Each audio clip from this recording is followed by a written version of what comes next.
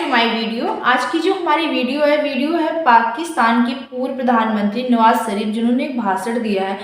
उन्होंने कहा कि जब अगर उनकी गवर्नमेंट बनती है तो वो भारत से अपने रिलेशन अच्छा करना चाहेंगे और भारत से व्यापार करना चाहेंगे।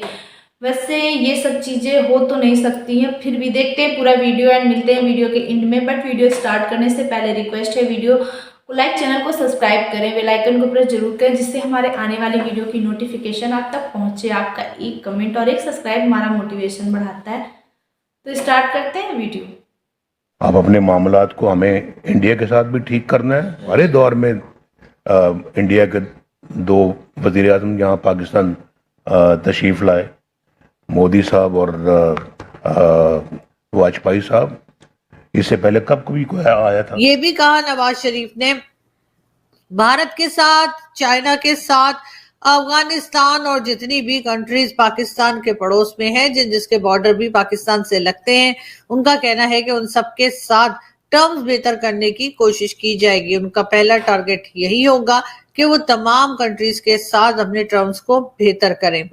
यार मुसीबत ये है कि हमारे पास यही टाइटल रह गए हैं कमेंट करने के लिए। अदरवाइज इस तरह की बातों पे कमेंट करना भी तो अभी खाम खा का एक इम्तिहान ही है ना। ये किस तरह की बातें करते हैं कि फॉरेन मिनिस्टर साहब जो हैं वो क्यों पाकिस्तान का मुकदमा नहीं लड़ रहे?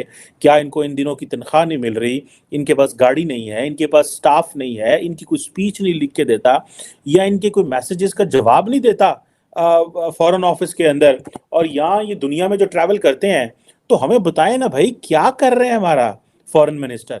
हमें पता तो चले एटलीस्ट। कारगिल के बारे में भी उन्होंने कहा कि वो कारगिल के फेवर में नहीं थे। उनका ख्याल था कि ये कारगिल वॉर नहीं होनी चाहिए, इस किस्म का अटैक नहीं करना चाहिए, लेकिन उनकी बात सुनी नहीं गई और उनको निकाला भी इसी वजह से गया क्योंकि वो इस कारगिल वॉर के खिलाफ थे या खिलाफ हैं। Former Pakistan Prime Minister Nawaz Sharif stressed the need to improve relationships with the country's neighbors. He also made a bold statement. क्या ये पैसे मांगने से हम जो है वो चीज़ें बेहतर होंगी, या कि आपका काम एडवोकेसी भी है? आप क्या एडवोकेसी कर रहे हैं? क्या पाकिस्तान के केस को रिप्रेजेंट कर रहे हैं दुनिया में? कोई बोले तो सही, हमें पता तो चले। जो है वो तड़प रहे हैं कि उनकी क्रिकेट टीम किसी तरह पाकिस्तान आ जाए, वो नहीं आ रहे। हम फिल्में देख रहे हैं इंडियंस की और तड़प रहे हैं कि जी हम अब दोबारा से खुल जाए फिल्में, ये वो। तो बेहतर नहीं है कि हम खाने पीने की अशिया पे या ट्रेडिंग करें ताकि पाकिस्तान एज अ कंट्री जो है वो अमीर हो। ये भी कहा नवाज शरीफ ने, भारत के साथ, चाइना के साथ, अफगानिस्तान और जितनी भी कंट्रीज पाकिस्तान के पड़ोस में है, जिसके बॉर्डर भी पाकिस्तान से लगते हैं, उनका कहना है कि उन सबके साथ टर्म्स बेहतर करने की कोशिश की जाएगी। उनका पहला टारगेट यही होगा कि वो तमाम कंट्रीज के साथ अपने टर्म्स को बेहतर करें। कारगिल के बारे में भी उन्होंने कहा कि वो कारगिल के फेवर में नहीं थे। उनका ख्याल था कि ये कारगिल वॉर नहीं होनी चाहिए, इस किस्म का अटैक नहीं करना चाहिए, लेकिन उनकी बात सुनी नहीं गई और उनको निकाला भी इसी वजह से गया क्योंकि वो इस कारगिल वॉर के खिलाफ थे या खिलाफ हैं।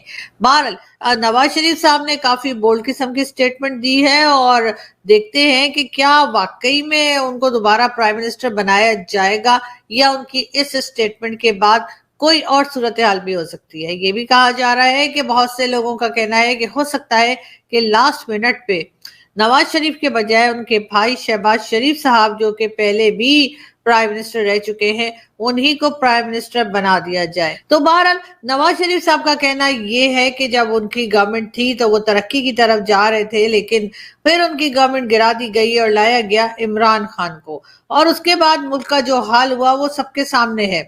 इमरान खान की गवर्नमेंट के टाइम पर जिस तरीके से इकोनॉमी का बेड़ा गर्क हुआ, इकोनॉमी खराब से खराब तर होती चली गई, ये बात भी नवाज शरीफ साहब का कहना है कि उनके टाइम में ये सब चीजें नहीं थी। और यहाँ तक कि जो उनका ये भी कहना है कि इकोनॉमी जो थी वो काफी हद तक बेहतर हालत में थी। पहले सिर्फ लोड शेडिंग होती थी, मगर अब तो लोगों के पास सिरे से बिजली होती ही नहीं है और बिजली के लंबे लंबे जो बिल आ रहे हैं उसका मसला अलग है। नवाज शरीफ साहब की। जी हाँ, नवाज शरीफ साहब जो कि पहले 3 मरतबा जो है पाकिस्तान के प्राइम मिनिस्टर भी रह चुके हैं, और एक बार फिर यही सुनने में आ रहा है कि नवाज शरीफ साहब को एस्टेब्लिशमेंट ला रही है दोबारा प्राइम मिनिस्टर बनाने के लिए। पाकिस्तान वो आ चुके हैं, उनके डिफरेंट इंटरव्यूज भी आ रहे हैं, कई जगह पे बातचीत करते भी देखे गए हैं। अभी जी उनकी एक दिन बातों पहले पे नवाज शरीफ विश्वास भी साहब का नहीं कहना किया जा ये है सकता कि है। जी उनको 3 बार जो है वो हटाया गया प्राइम मिनिस्टरशिप से, और उसकी वजह ये थी कि सबसे पहले तो उन्होंने ये कहा कि जी मैं कारगिल वॉर जो हुई थी उसके खिलाफ उन्होंने बात की, कारगिल वॉर के वो फेवर में नहीं थे, कारगिल वॉर उन्हें पसंद नहीं थी, या वो ये नहीं चाहते थे कि कारगिल वॉर की जाए। ये या कि आपका काम एडवोकेसी भी है, आप क्या एडवोकेसी कर रहे हैं, क्या पाकिस्तान के केस को रिप्रेजेंट कर रहे हैं दुनिया में, कोई बोले तो सही, हमें पता तो चले। वो डॉक्टर जयशंकर है, वो जिधर जाता है उसकी जो आवाज़ है पूरी दुनिया में सुनी जा रही है। मैं ये नहीं कहता कि क्यों सुने, उनको चाहिए कि वो बोलें, वो जो उनका दिल करता है कहें, वो अपने मुल्क के बारे में, वो टेक्नोलॉजी के बारे में, वो दुनिया की बड़ी बड़ी यूनिवर्सिटियों में जाके, इंडिया के अंदर यूनिवर्सिटियों में जाके कभी वो यूथ से इंगेज कर रहा है, कभी वो कुछ बता रहा है, अपनी इकोनॉमी के बारे में बता रहा है, वो अपने अपने अंदर। आप कभी इंडिया के बारे में देखें, प्रेस क्या लिख रही है, इंटरनेशनल प्रेस, सारी की सारी जो इंटरनेशनल प्रेस है, they are talking about the soft power of India. तो पाकिस्तान की कोई सॉफ्ट पावर नहीं है। आज मैं देख रहा था एक बड़ा अहम जापानीज अखबार है निकी एशिया, उसमें बताया जा रहा है कि लद्दाख के बारे में, और किस तरह जो कोल्ड डेजर्ट है लद्दाख का, ठीक है जी, उसकी हिस्ट्री क्या है, वहाँ पे टूरिज्म की बड़ी वैल्यू है, मून लाइक लैंडस्केप है, हाइकिंग ट्रेल्स हैं वहाँ पे। और भाई पाकिस्तान का जो फॉरेन मिनिस्टर है, मतलब वो क्या करता है, मैं तो उसकी जॉब डिस्क्रिप्शन, जब हमने वो क्या कहते हैं, जब किसी को जॉब देते हैं तो we would tell them that this is what you have to do, that's how you have to make your point. जिस तरह डॉक्टर जयशंकर हैं, he is been a career diplomat and now he is into the politics and he is a foreign minister, ठीक है, but on the basis of the skills he learned over decades, उनकी base के ऊपर he is advising the government, and that's why he got this position. And then now वो अपनी जिन्हों कहते हैं नौकरी ਨੂੰ हलाल कर देने पे, and then whatever is being paid, वो पूरी दुनिया में जाके वो अपने कहानी सुना रहे हैं कि भाई ये हम कर रहे हैं, ये हम करने जा रहे हैं, ये आपको ये करने की ज़रूरत है। अगर फॉर एग्जांपल इंडियन इकोनॉमी कहाँ पे खड़ी हुई है, वो जो इंडियन स्टेट्स फॉर एग्जांपल जी, मैं अगले दिन हम बात कर रहे थे जी कि इंडियन स्टेट जो है गुजरात, वो जापानीज चिप मैन्युफैक्चरर को लेके आ रही है, वो कह रही है हाइड्रोजन में इन्वेस्टमेंट करो, ठीक है जी, इंफ्रास्ट्रक्चर हम आपको क्रिएट करके देंगे। ओ भाई जाओ दुनिया को बताओ जाके हमारी कौन सी स्टेट क्या कर रही है, यू हैव गॉट, हम जो जाके दुनिया को कह रहे हैं हमने स्पेशल इन्वेस्टमेंट फैसिलिटेशन काउंसिल बनाई है, that's what you have to explain. आप अपनी रजाइयां दे कमलों के विचों बाहर निकलो and then go and tell the people way we are, way we have to be and way we want to be, and what are we doing for that. कि ये जो जिम्मेदारी है फिर आप डाल देते हैं, उन्होंने कहे ठीक है जो है ना वो किसी एक बंदे पे डाल देंगे जी। हमारे अब यहाँ पे सियासतदानों ने नवा फाड़ लिया, वो कहते हैं जी फौजी ताकतवर है तो वही सारा कुछ बताएं, हम क्यों बताएं, मजे power perks privileges TA DA सारा कुछ आप लेते हैं।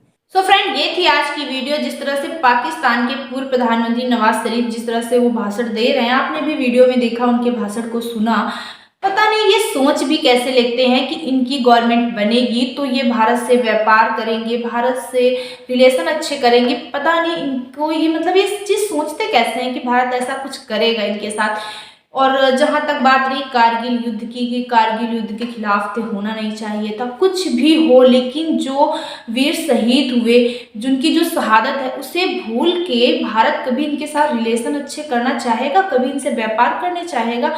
बेसिकली वहाँ पे जो चुनाव होने वाले हैं उसको लेकर ये कुछ भी कहें, ये करेंगे वो करेंगे, लेकिन भारत इनसे व्यापार पाकिस्तान से करे ना करे कोई फर्क नहीं पड़ता, हमारी इकोनॉमी में कोई भी फर्क नहीं पड़ता। लेकिन हाँ, पाकिस्तान को उनकी औकात भले ही समझ में आ गई हो, लेकिन फिर भी भारत से रिलेशन अच्छे करने की तो सोचो ही नहीं, कभी भी नहीं हो सकता है।